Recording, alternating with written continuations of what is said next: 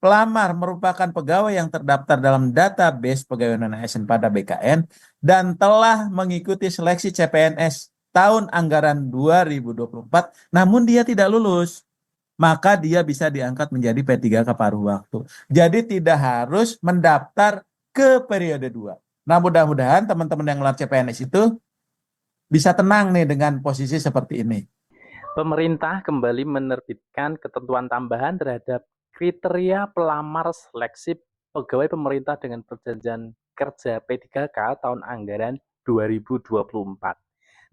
Melalui surat dengan nomor B239 MSM01 tahun 2025 ini, Menpan RB Ibu Rini Widiantini mengeluarkan surat edaran terbaru. Nah, di dalam surat ini disebutkan bahwa untuk melaksanakan amanat pasal 66 Undang-Undang Nomor 20 Tahun 2023 tentang aparatur sipil negara yang menyebutkan bahwa pegawai non-ASN atau nama lainnya wajib diselesaikan penataannya paling lambat Desember 2024.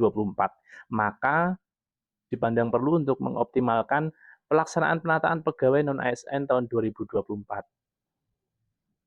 Bersama ini dengan hormat disampaikan ada hal-hal sebagai berikut. Di sini ada 3 poin Bapak Ibu. Poin pertama adalah pegawai non-ASN yang terdaftar dalam pangkalan database pegawai non-ASN BKN dapat melamar pada seleksi pegawai pemerintah dengan perjanjian kerja P3K tahap 2 jika memenuhi ketentuan sebagai berikut. Yang pertama, tidak memenuhi syarat seleksi administrasi pengadaan P3K tahap 1.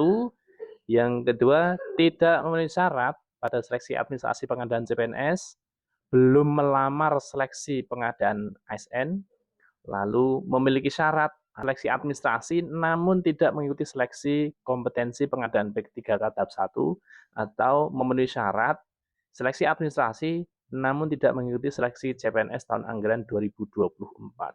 Kemudian poin yang kedua, pegawai non-ASN yang terdaftar dalam pangkalan data atau database pegawai non-ASN BKN diangkat menjadi P3K paruh waktu apabila memenuhi ketentuan sebagai berikut. Yang pertama adalah telah mengikuti seleksi CPNS tahun anggaran 2024 namun tidak lulus, atau telah mengikuti seluruh tahapan seleksi P3K tahap 1 dan tahap 2 namun tidak dapat mengisi lowongan kebutuhan. Dan poin ketiga adalah instansi pemerintah dapat mengusulkan pengangkatan P3K paruh waktu menjadi P3K berdasarkan pertimbangan ketersediaan anggaran dan hasil penilaian evaluasi kinerja setelah mendapat persetujuan pengangkatan atau penetapan kebutuhan dari Menteri Pan-RB. Nah, ini juga sudah dijelaskan dalam surat keputusan Menteri Pendayagunaan Aparatur Negara dan Reformasi Birokrasi nomor 16 tahun 2025 tentang pengadaan pegawai pemerintah dengan perjanjian kerja paruh waktu, Bapak Ibu, dan pada video sebelumnya sudah kami bahas. Nah, ketiga poin yang tercantum dalam surat tersebut, Bapak Ibu, tentu saja merupakan kabar yang menggembirakan bagi para tenaga honorer atau non-ASN, baik itu yang akan mengikuti seleksi P3K. Dan surat edaran ini tentu saja sekaligus menghapus kekhawatiran bagi para tenaga honorer yang pada tahap 1 kemarin gagal mengikuti seleksi P3K maupun seleksi CPNS, karena masih ada kesempatan untuk bisa diangkat menjadi ASN P3K, baik P3K paruh waktu maupun P3K penuh waktu.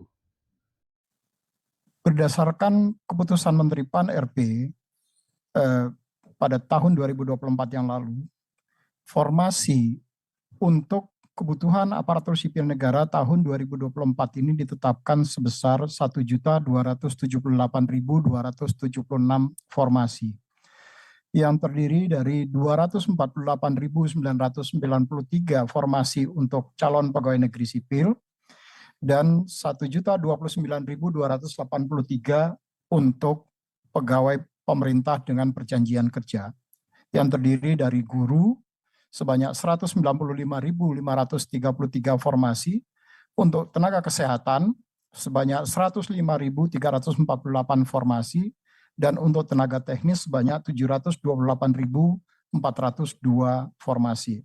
Bapak Ibu yang kami hormati, kalau kita melihat dari angka 216.719 orang yang belum mendaftar tadi, memang kemudian ada yang sudah dikonfirmasi disetujui formasinya oleh teman-teman di instansi sebanyak 99.398 orang dan yang ditolak sebanyak 104.815 orang. Kompetensi pengadaan P3K tahap 1. Jadi kalau ada mereka sudah daftar tapi nggak bisa sekarang oleh BKN dibuka, silakan. Ya. Kemudian juga bagi mereka yang tidak mengikuti seleksi pengadaan CPNS tahun 2024. Ya. Tapi ini ada beda perlakuan antara D dan E karena yang sudah mendaftar CPNS dan ikut seleksi, ya itu dianggap sudah mengikuti seleksi kurang lebih begitu. Karena sesuai dengan Permen 6 itu pendaftaran seleksi itu 1 kali. Ya. Nah, oleh sebab itu harapannya dengan kebijakan ini memang betul-betul bisa mengakomodir keinginan teman-teman para pelamar dari pegawai non ASN yang ada dalam pangkalan database BKN. Ya. Nah, oleh sebab itu, Bapak Ibu sekalian, berarti bagaimana tadi pegawai non ASN yang ada dalam database BKN tadi, dia bisa masuk ke sana. Ya. Jadi yang pertama, Bapak Ibu sekalian, pelamar yang telah mengikuti seluruh tahapan seleksi P3K, ya, ternyata dia melebihi jumlah penetapan kebutuhan. Maka pelamar bisa diangkat menjadi paruh waktu. Jadi tidak perlu khawatir tidak lulus. Ya, tidak lulus.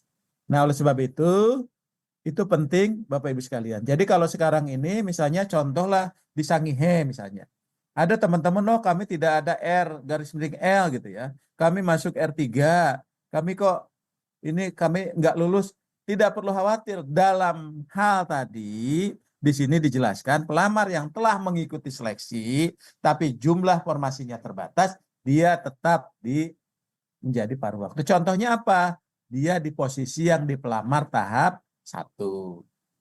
Gitu ya. Kemudian dalam hal pelamar merupakan pegawai yang terdaftar dalam database pegawai non-ASN pada BKN dan telah mengikuti seleksi CPNS tahun anggaran 2024, namun dia tidak lulus, maka dia bisa diangkat menjadi P3K paruh waktu. Jadi tidak harus mendaftar ke periode 2. Nah, mudah-mudahan teman-teman yang melamar CPNS itu bisa tenang nih dengan posisi seperti ini. Gitu ya. Jadi teman-teman Pemda, ini sudah jelas bagi teman-teman yang melamar. Maka selanjutnya dalam hal terdapat perubahan kebutuhan organisasi, penyesuaian kebutuhan dapat dilakukan pengusulan untuk nomor identitas ASN itu paling lama 3 bulan. Ya, nanti diimplementasikan, harapannya dengan kebijakan ini masalah-masalah yang ada bisa terselesaikan.